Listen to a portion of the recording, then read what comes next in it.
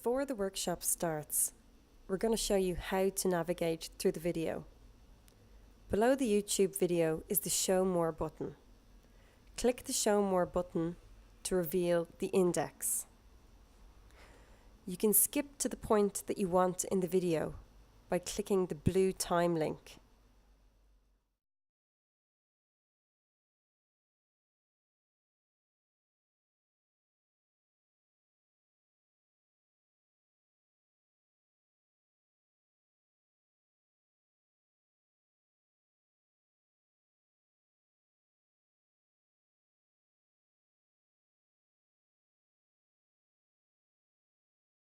Welcome back for the afternoon session. So here we're going to look at geometry, but look at it through problem-solving nature. Okay. Again, we're going to go through the various parts of the syllabus. Okay.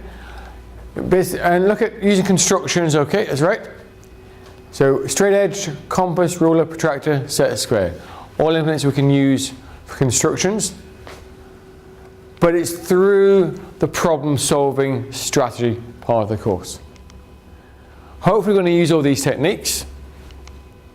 Okay? And back to do again. The idea of doing something. Okay? By students doing, students will learn. Okay? Like ourselves. So on page 19, I have a problem. Right, now the problem says, in a remote area of Australia, the Royal Flying Doctor Service has a base located at E and another base located at F. All emergency calls are received at a central call centre and transferred to the closest base. The map of the area shows the two bases. You need to divide the area into two regions so that any emergency is responded to from the nearest base. And then each side of the grid is 20 kilometers. So if I break my leg here, I want the helicopter to come and pick me up and take me to E.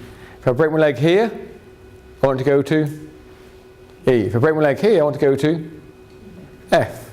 If I break my leg here, I want to go to F.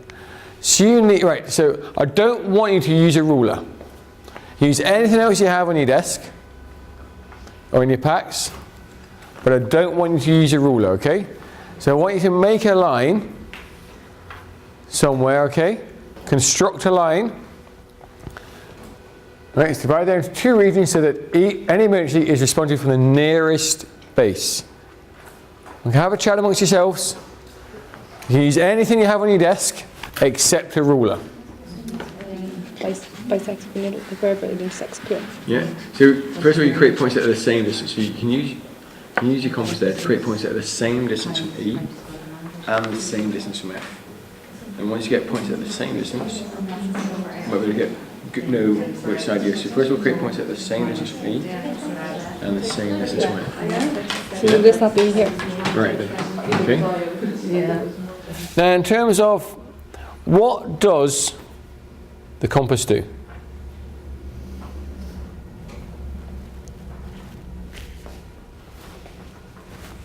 Right, creates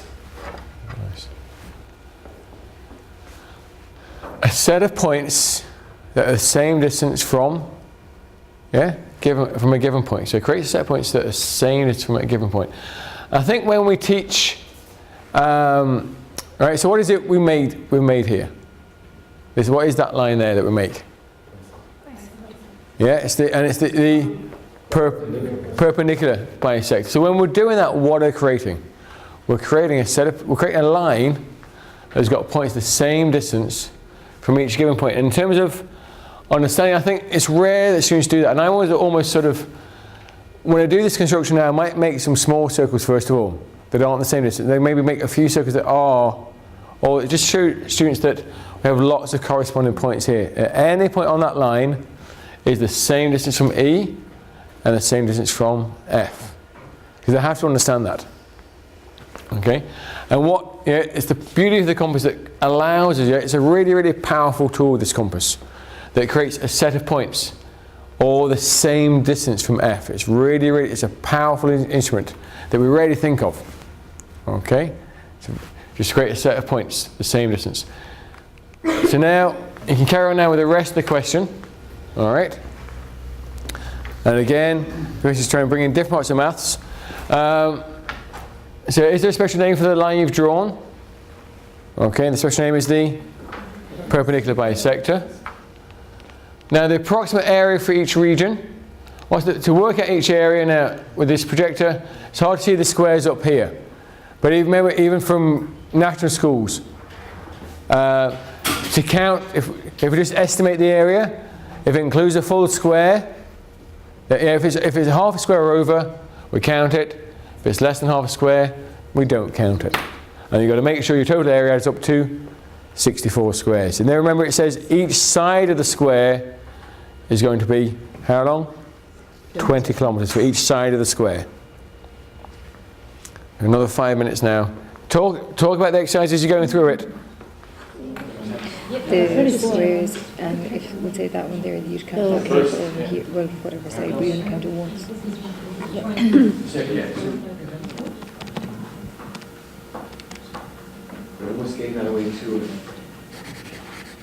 They're flying. Are you asking what position they need to Yeah.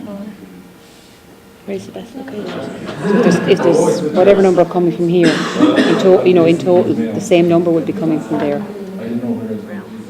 And they don't, it's not a station itself, it's just that'll go to either E or F. Yeah, but they're not going out. You may be asked something like this. Okay? Find to which is the nearest base you will fly to.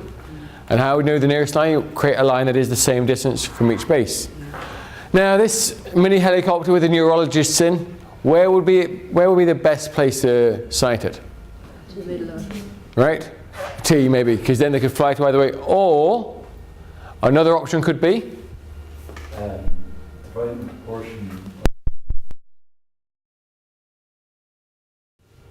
to E because the corner. yeah, maybe closer to E within the proportion, because then you'd be closer.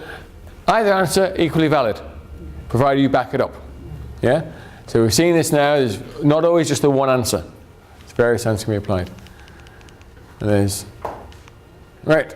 lots of points. Now again, in terms of constructing the perpendicular bisector, some of you might have some various publishers who may use their own website. On our student disc is a fantastic resource of the actual construction. Or another website, if you haven't got your publisher, Maths Open Reference is another website that's very good.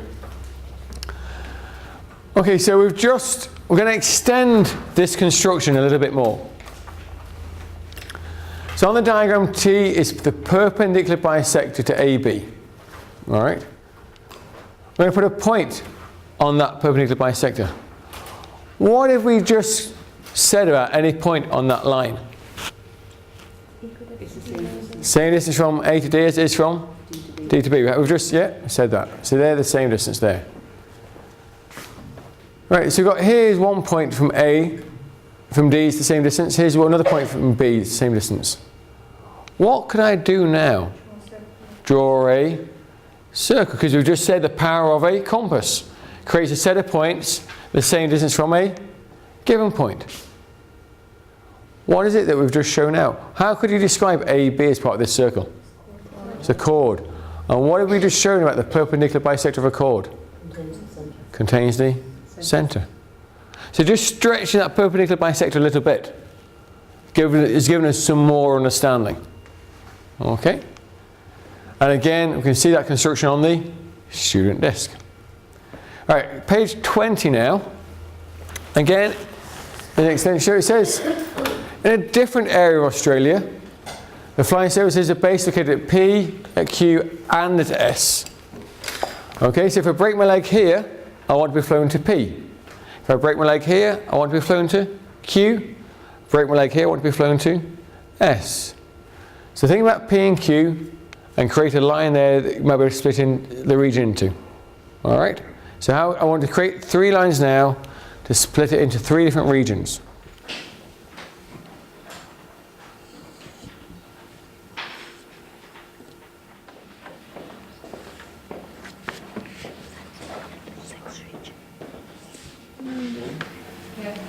Just check to make sure I did them.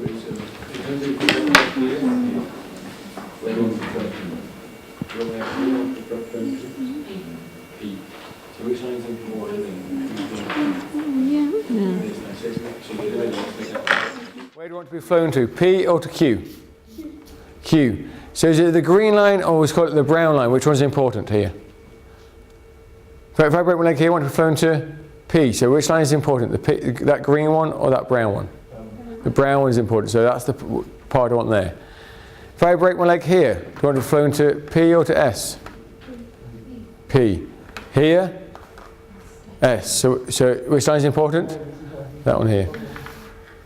If I break my leg here, where do I want to be flown to? S. So which line is important? The brown one or the green one?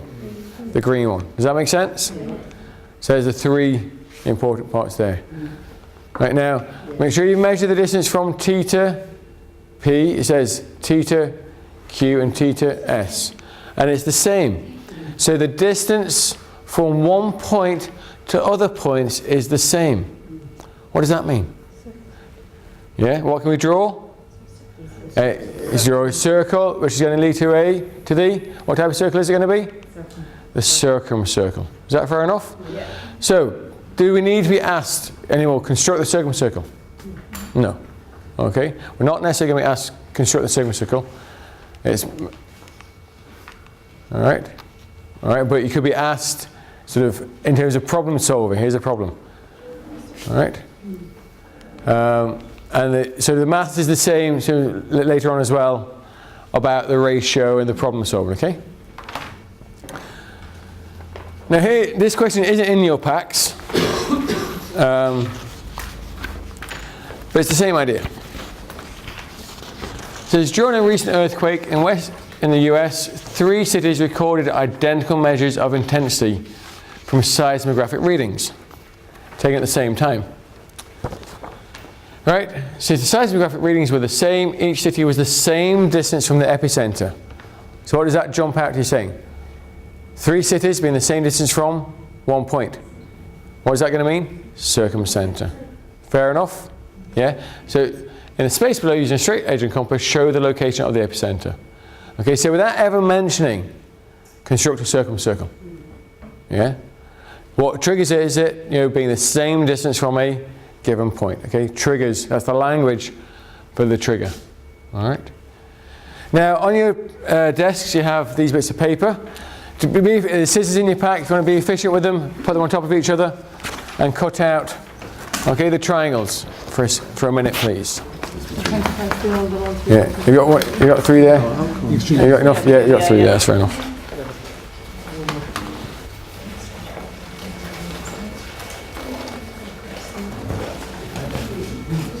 I'll go around this, explain in a minute what to do.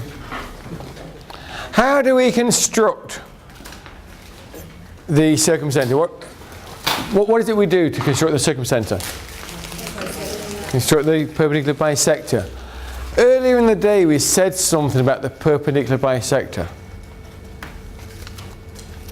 Right, the circle, remember, the video?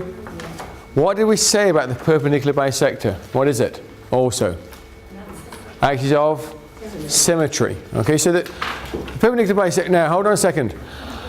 Have T1 in your hand. Right.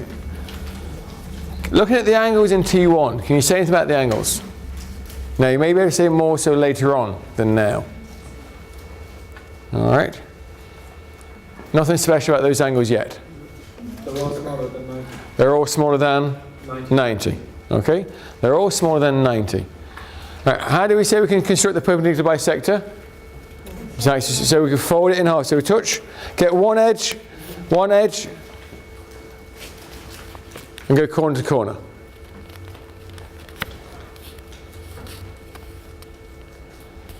Are you happy with that? And that line is what? That line is the perpendicular bisector. Get another edge and go corner to corner. What is that line now? Oh, is that line also? Perpendicular bisector. Where they meet is the the circumcenter. Is that fair enough? Yeah, so where they meet is the circumcenter. That's T1. Right? Now, looking at T2. Is there anything you say about T2? Anything special about T2? Right angle. Okay. Let's find the circumcenter for this triangle.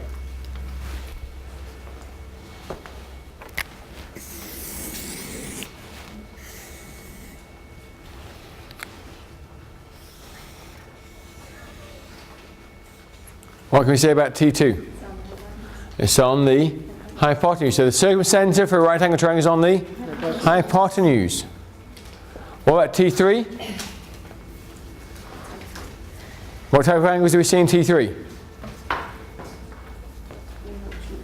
One of them is an obtuse angle. So what's going to happen in T3? It's outside because the lines never meet. Yeah, don't meet. Is that fair enough? So that's quite a nice visual demonstration of circumcenters. The one for the right angle, what does it also reinforce? We've seen this up here beforehand. We have a right angle. The angle subtended from a semicircle is a right angle. Yeah, the angle subtended from a diameter is a right angle. Okay, because the circumcenter of a right angle sits on the hypotenuse. Okay, so it's quite a nice reinforcement of that as well. But it's quite a nice activity. I'll send around a bin later for all the rubbish. But in terms of, so if we have all angles less than 90 degrees, the circumcenter is inside the triangle. If we have a right angle triangle, the circumcenter is on the hypotenuse. If an angle is an obtuse angle, it's outside the circle.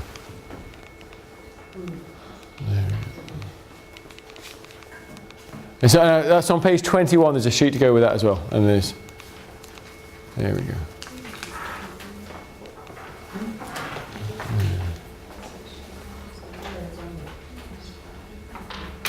Now just slightly out of sequence. So just one bit out of sequence. On page 25, there's a small problem. So we're just going to look at page 25 for a minute. We're not going to sort of do it in detail. We're just going to have a read through it and have a look at page 25.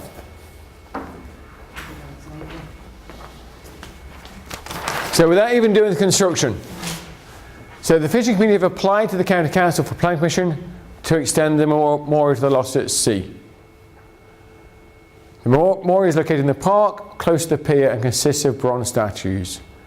To complete the memorial, the community wished to locate a bronze sculpture of a damaged fishing boat at a point which is the same distance away from the statues. What does that sentence mean? What does that mean they have to construct? Circumcircle. They never said it, but that's what it means. Is there a problem? Yeah. What's the problem? It's going to be outside. Yeah, it's going to be in the ocean. Does that make sense? Yeah? It's going to be outside the area because the angle is greater than 90 degrees.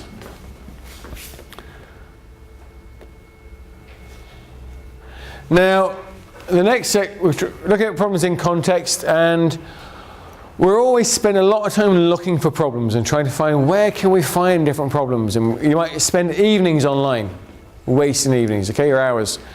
On the website, there's a problem-solving tab. Okay, so there's a little problem-solving tab there, and it has Leaving Cert and Junior Cert questions, has Leaving Cert ordinary level and higher level, same with Junior Cert as well. And also, guess what? There's solutions to go with them as well, just in case. All right. So there are tasks there for you to use. One of the tasks is this one here. So if I read this, it says 3 roads are shown joining villages A, B, and C. The mast is to be erected in the area between the villages. It was suggested that it would be fair to erect it at a point equidistant from the 3 villages. Why was it not possible to do so? It's on the road. Why is it on the road? How do we know that? Pythagoras theorem, okay? Yeah? Happy enough with that? So for your students, okay, yes, it looks like a right angle, but why? They have to make sure they know, it looks like 1. They have to make sure they know why it is 1. because it fits in with Pythagoras. Yeah? Fair enough? Okay, so it can't, unless you build maybe a big roundabout around it, we're not going to put it in the middle of the road. Right? So,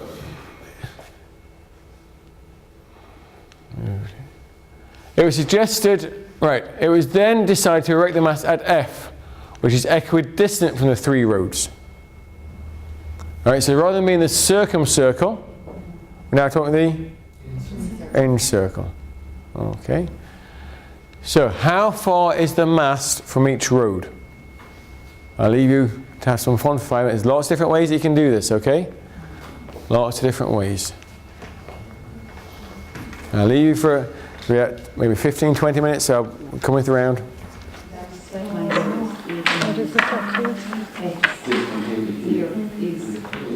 Yeah, as we said, yeah, same.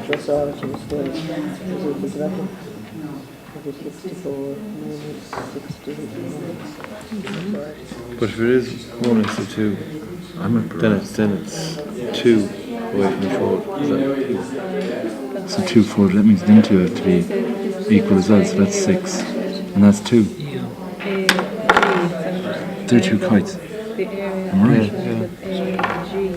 So, Did you rate the rest? Yeah. did you get something? 9 and 3 is 12. It's 2. I feel if they're all similar triangles, that's what. Okay, that's R. What can we say then here? Well, this is not the same as this anyway. If the whole lot is 6. So we have a few ways of doing this. Okay? We'll go through a few of the solutions now. Right. One person from this group want to come up. Come up. Do you want to come up here?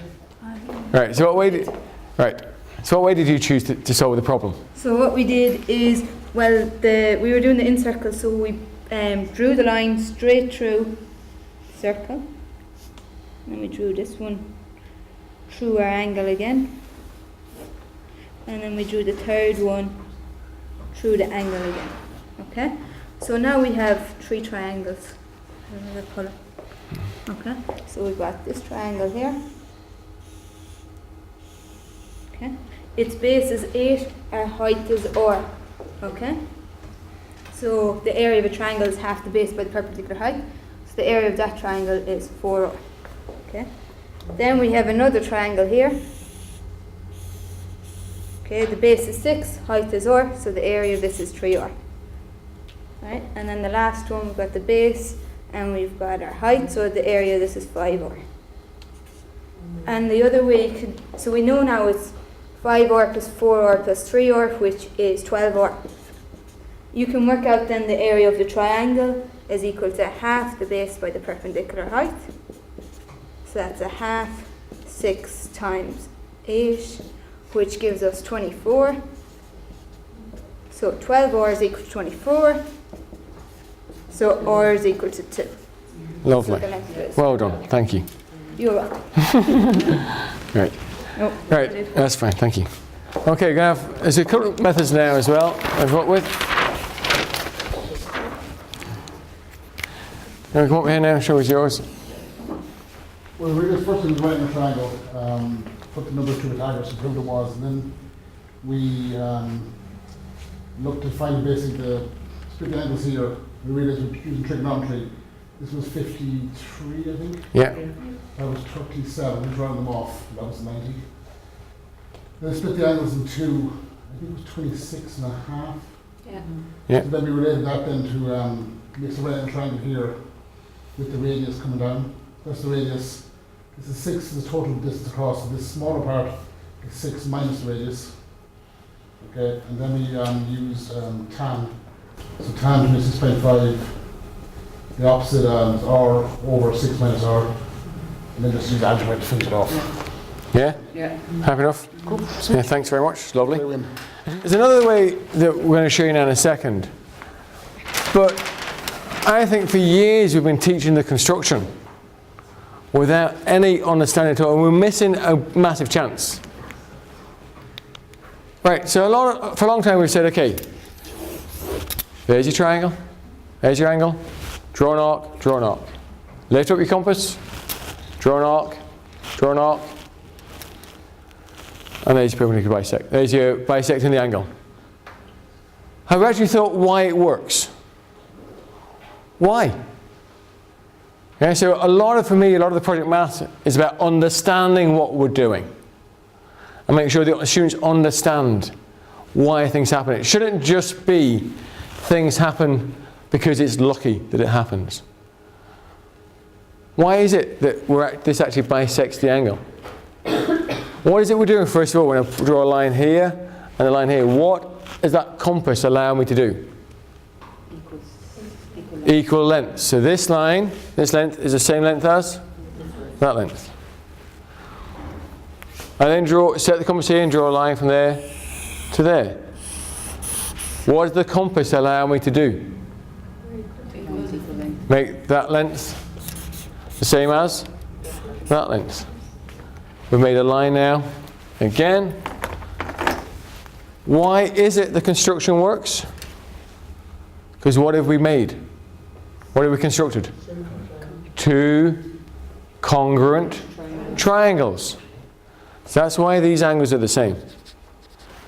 Yeah, it's not just lucky. And with all our constructions, I think we've missed a massive opportunity in terms of understanding congruent triangles as well when we've been teaching the construction. Okay? There's a lot of opportunity there. Understanding that construction makes this problem so much easier. Right. Yeah. I think, we just drew a line from here down, made a right angle triangle. This is our radius here, and yeah, that's right, yeah. Yeah, I seem to remember. That one, So no. What one is it? You got your line there, yeah. you got your line there, and you got your line there. It's a messy diagram, it's my fault. Yeah, You did. these two were 45, I think. Here, let me look But- at that right down here. Your first way, Yeah, these two were 45. That one and that one were 45, so we reckon, that line there and that line there are the same length. They're both Yeah. the radius, that's right, they're both the radius. And, okay, we're using X, and, oh God, that's that. Yeah, this one's 45. Oh yeah, because that line divides the angle, that's 45 and that's 45, which means this is also the radius here. Yeah. So the bottom line was 6 in total. So from there to there it was 6 minus R. Yeah, from there to yeah, there. beautiful. And then we had the total line here was 10. And again there was, if I'm not mistaken, there was another radius there. And, I know what it was. Going back to here. Yeah. That the distance here, when we drew the arc, is 6 minus R, but the distance there is also 6 minus R. No. Yeah, it's perfect. That's, yeah. And, and then the top one, that diagram. And the top one here, the total Yeah. here was, We can rewind and start again. no, it's okay. This one was 8, the total thing. This one here was R again, so this one from here to here is 8 minus R, but so also was this one, 8 minus R, because again, if you draw your arc there and there, they're both 8 minus R. So we said the 10 here is equal to 8 minus R plus 6 minus R. Is that right? Yeah, perfect. That's, yeah. Okay. So 10 is equal to 14 minus 2R, and then R turns out to be 2. 2. All right, thanks. Thanks very much. Thank you. But again, by understanding the construction makes the problem so much simpler. Really, it breaks it down.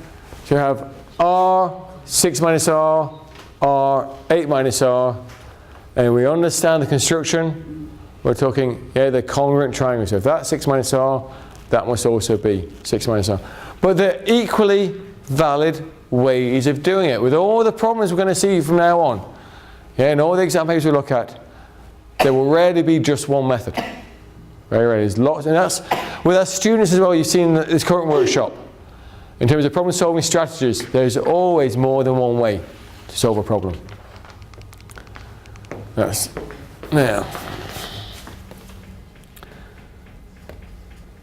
Now, in terms of geometry, is around us. Okay, it's around us everywhere we see. So even in the common tulip. Okay. The long petals make an equilateral triangle. The short petals make an equilateral triangle. The triangles are the same perpendicular bisectors. All right, and we have the circumcircles and we have inner circles, all within nature. Now hopefully during the afternoon you've discovered ideas, you've been involved, you've had hands-on methodologies. The big thing for me, collaborating with others. None of you have sat here in silence, except when the camera's been on. All right, but real life applications, but communicating mathematically with each other as well. Okay, so, and you've learned geometry, yeah, hopefully from the afternoon, but hopefully then your students will in the process as well. So that's a summary of what we've done, problem solving as a methodology to explore geometry. Okay, that's what you take back to your classroom now. Now, a couple of things in your booklet, page 32 to page 35.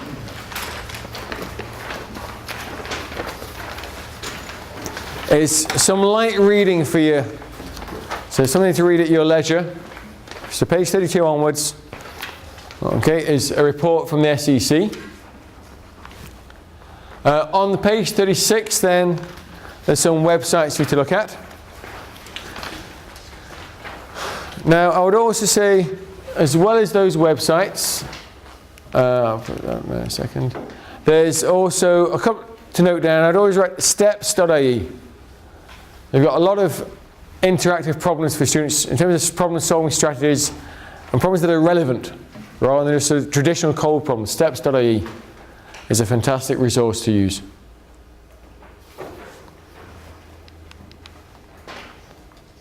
Now if you have my email address, but if there are, and where possible, if I can't answer your problem, I will forward it on to somebody who can. But also, don't be shy as well to forward on. If you have queries regarding exam papers or regarding syllabus, contact the SEC or contact the NCCA. Rather than thinking, oh, what is this, what is that? Ask somebody. Okay, that's what we're here for, that's what they're there for as well. All right, so contact form, so syllabus issues, projectmath@ncca.ie, exam issues, there's a contact form on the website. Okay. Now you have, when we go after the computer room, you get your T&Ls. There's 3 T&Ls that you're going to get today. There's ratio proportion, arithmetic sequences, and geometric sequences. And also now all the T&Ls have been made interactive. So you've seen them being used in your workshops, hopefully, how they can work for you, and you make a decision then of whether you're going to photocopy some worksheets, some of the activities, or use them through the PowerPoint. And again, you can access them through here. Now, also, when we go to the computer room, we're going to look at some of the GeoGebra just activities that you can take home yourself, okay?